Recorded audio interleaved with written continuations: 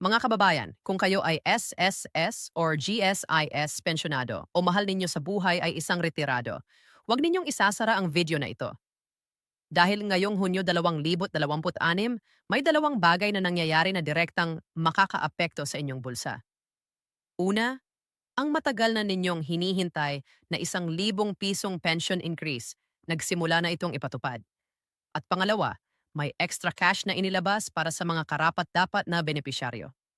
Kaya kung hindi ninyo pa ito nalalaman, ito ang tamang oras para makinig ng mabuti. Manatili kayo at panoorin ang video na ito hanggang sa huli. Dahil bawat detalye na aming ibabahagi ngayon ay may malaking kahulugan para sa inyong buhay at sa inyong pamilya. Ito ang hindi alam ng marami at posible na kayo ay kabilang sa mga makakatanggap ng dagdag na benepisyo ngayong buwan. Magsimula tayo sa pinakamahalagang balita, ang ₱1,000 pension increase. Sa ilalim ng Republic Act 11,000, 179 o ang Social Security Act of 2018, ang SSS ay may mandato na mag-adjust ng pensyon para matugunan ang inflation at ang pangangailangan ng mga pensyonado. Ngayong Hunyo 2026, opisyal na ang implementasyon ng inaasahang dagdag na ₱1,000 sa buwan ng pensyon ng mga kwalipikadong miyembro. Pakinggan ninyo itong mabuti. Hindi lahat ng SSS pensyonado ay automatikong makatatanggap ng buong ₱1,000 na dagdag na ito. May mga kondisyon. Ang mga miyembro na ang retirement ay naganap bago pa ang pinakabagong implementing rules ay may karapatang matanggap ang adjustment, ngunit depende sa inyong tier at sa inyong average monthly salary credit or AMSC. Halimbawa, kung ang inyong kasalukuyang pensyon ay ₱3,200 bawat buwan pagkatapos ng ₱1,000 na dagdag, ito ay magiging ₱4,200. Kung ang inyong pensyon ay ₱5,500 naman, ito ay magiging ₱6,500. Simple lang ang computation. Ang inyong kasalukuyang pension plus ₱1,000. Pero mahalaga pa rin na kayo mismo ay mag-verify sa pinakamalapit na SSS branch o tumawag sa kanilang hotline. Para sa mga GSIS pensyonado, ang sitwasyon ay bahagyang naiiba. Ang GSEIS ay sumusunod sa Presidential Decree at sa mga Executive Order na nagtatakda ng pension adjustment. Ang pinakabagong update mula sa GSIS ay nagpapakita na ang mga retiradong government employee ay matatanggap din ng dagdag na benepisyo na katumbas ng hindi bababa sa ₱1,000 sa ilalim ng pinahusay na Pension Adjustment Program para sa Hunyo 2026. Ito ay nalalapat sa mga regular GSIS pensyonado na nagsimulang makatanggap ng retirement benefit bago ang cut-off date na itinakda ng GSIS. Ngayon, pag-usapan natin ang extra cash na binanggit namin kanina. Ito ang hindi alam ng marami. Bukod sa regular na pension increase, merong tinatawag na special cash gift or supplemental pension benefit na inilalabas ng parehong SSS at GSIS tuwing may espesyal na okasyon o kapag may karagdagang pondo ang pamahalaan para sa mga benepisyaryo. Ngayong Hunyo 2026, batay sa pinakabagong impormasyon na aming natanggap, ang SSS ay naglabas ng additional one-time cash assistance para sa mga pensyonado na nakakatugon sa ilang pamantayan. Ang halaga ng extra cash na ito ay mula ₱500 hanggang ₱2,000, depende sa inyong kategorya bilang pensyonado. Ang mga disability pensyonado, survivorship pensyonado, at retirement pensyonado ay may iba't ibang tier ng benepisyo. Kaya ang pinakamatalinong gawin ninyo ay makipag-ugnayan sa SSS o sa inyong pinakamalapit na opisina para malaman kung kwalipikado kayo at magkano ang inyong matatanggap. Para sa GSIS, ang kanilang Emergency Relief Assistance o ang GSIS Enhanced E-Card Benefits ay nagbibigay ng karagdagang financial support sa mga pensyonado na nakakatugon sa mga rekisitong itinakda ng ahensya. Ito ay direktang na-credit sa inyong GSIS e-card o sa inyong bank account na nakatala sa sistema. May isa pang mahalagang update, iwa't ito ay tungkol sa mga may loan deductions. Napakaraming pensyonado ang nagtatanong, bakit kulang ang aking natanggap na pensyon? Ang sagot ay madalas na nakasalalay sa SSS o GSIS loan deductions. Kung kayo ay may natitirang balanse sa inyong SSS calamity loan, salary loan, housing loan, or emergency loan, ang bahagi ng inyong buwanang pensyon ay ibinabawas automatiko para bayaran ang utang. Halimbawa, kung ang inyong bagong pensyon ay 6,500 piso at mayroon kayong loan deduction na 800 piso bawat buwan, ang inyong net na matatanggap ay magiging 5,700 piso. Kaya importante na malaman ninyo ang inyong loan balance. Huwag kayong magulat kapag hindi katumbas ng inaasahan ang inyong natanggap na halaga. Maaari ninyong i-check ang inyong SSS loan balance sa pamamagitan ng SSS online portal sa sss.tuldok.gov.ph o sa pamamagitan ng My SSSP app sa inyong telepono. Para sa GSIS, maaari ninyong i-check ang inyong account sa EGSISMO portal o sa pamamagitan ng GSIS Wireless Automated Processing System o GWAPS. Kung nais ninyong bayaran ang inyong loan ng mas mabilis para mataas ang inyong monthly take-home pension, makipag-usap sa inyong branch tungkol sa loan restructuring options. Meron itong proseso at maaaring mas mapagaan ang inyong buwanang deduction. Ngayon, pag-aralan natin ang tinatawag na clawback or offset policy. Ito ang hindi alam ng marami at ito ay isang napakahalagang bagay na dapat ninyong maunawaan. Ang clawback or the offset ay nangyayari kapag ang SSS o GSIS ay nagpadala ng labis na bayad sa inyong pension account. Maaaring dahil sa sistema error, delayed update ng data, or dahil sa patuloy na pagbabayad kahit pumanaw na ang isang benepisyaryo. Sa ganitong sitwasyon, ang SSS at GSIS ay may karapatang bawiin ang sobrang bayad sa pamamagitan ng pagbabawas sa inyong susunod na mga pension release. Halimbawa, kung natuklasan ng SSS na nakatanggap kayo ng 3,000 piso na sobrang bayad noong nakaraang 3 buwan, maaari nilang bawasan ang inyong susunod na pensyon ng 1,000 piso bawat buwan sa loob ng 3 buwan hanggang mabawi ang kabuuang halaga. Kung nakatanggap kayo ng abiso mula sa SSS or GSIS tungkol sa clawback, huwag palampasin ito at huwag itapon. Pumunta sa kanilang tanggapan at humingi ng detalyadong breakdown. Mayroon kayong karapatang malaman kung bakit may clawback at may proseso para mapag-usapan kung tama ba ang computation. Huwag ninyong palampasin ito. Napag-usapan natin ngayon ang release schedule ng pension para sa Hunyo 2026. Para sa mga SSS pensionado, ang pension ay inilalabas base sa inyong nakatalagang disbursement date.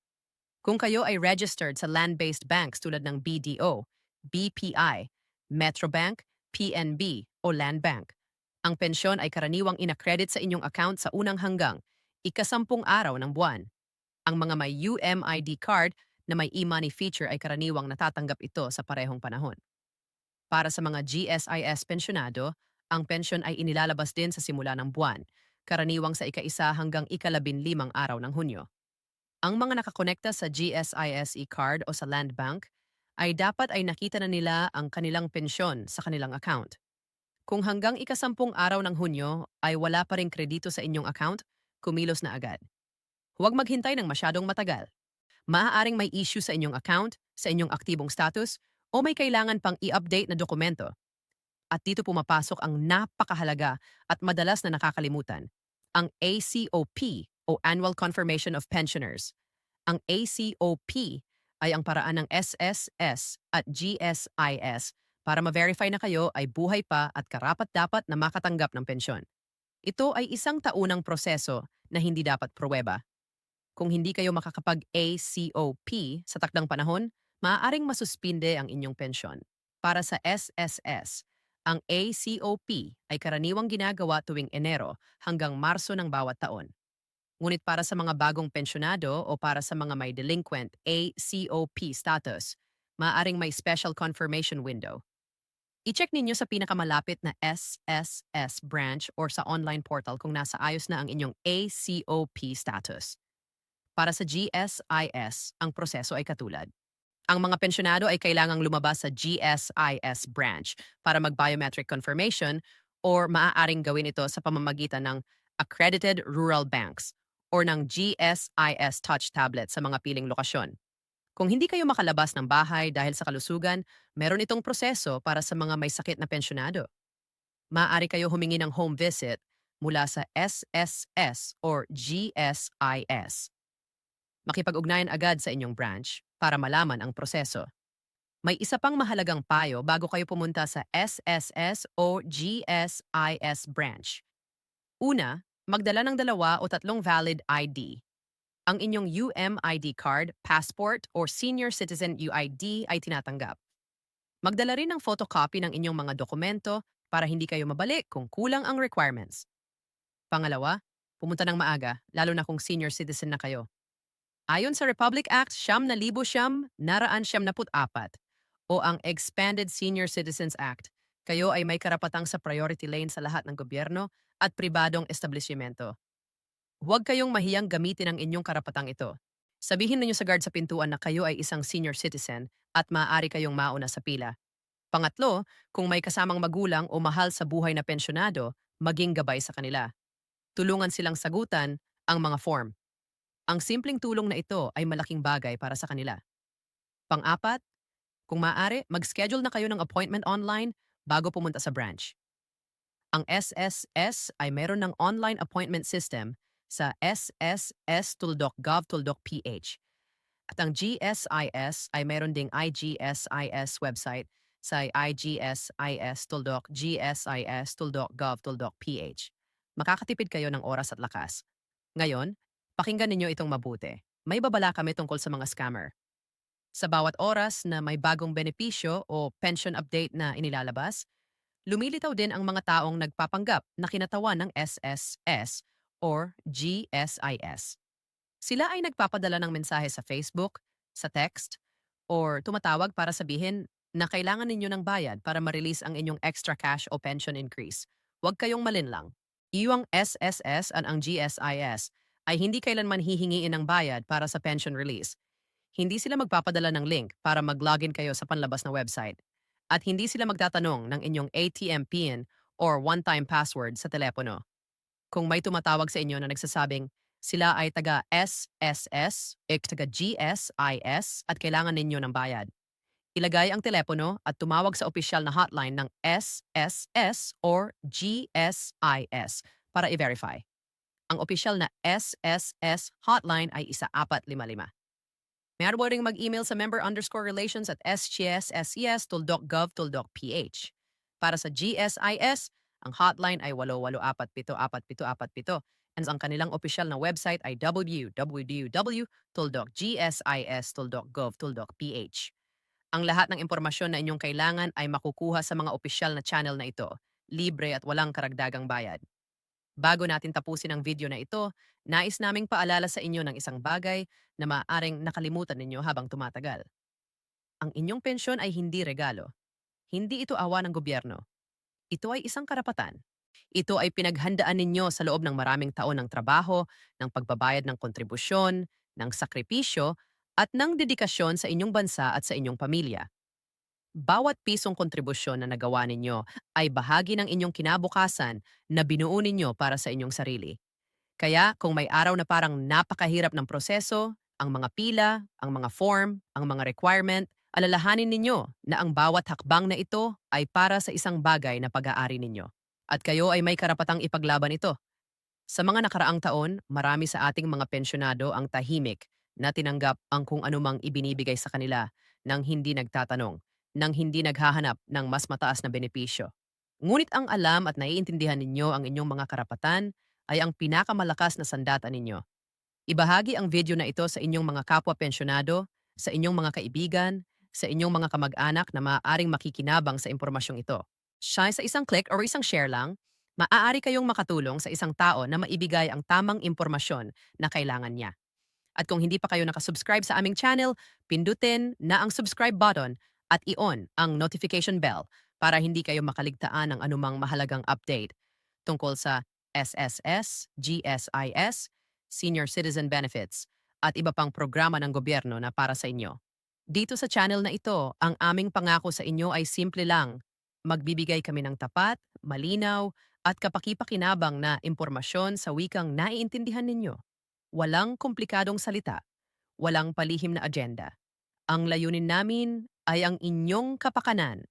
Hanggang sa susunod na video, alagaan ninyo ang inyong kalusugan, ingatan ang inyong sarili, at huwag kalimutang ang inyong pensyon ay para sa inyo dahil kayo ay nagtatrabaho para dito. Maraming salamat sa inyong oras at tiwala sa aming channel. Paalam at mag-ingat po kayo.